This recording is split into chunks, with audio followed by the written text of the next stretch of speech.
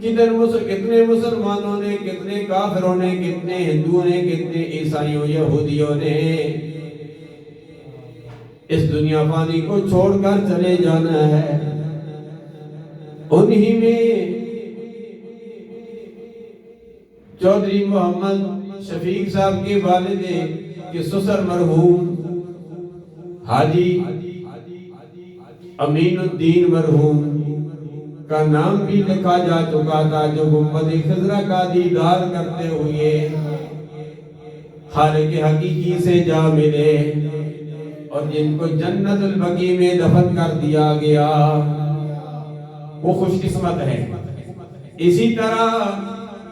ڈوب پشاوری میں میرے والد محترم کے سن 1987 کے حرمین شریفین کے ساتھی کافی عرصہ علیل رہے، اور اب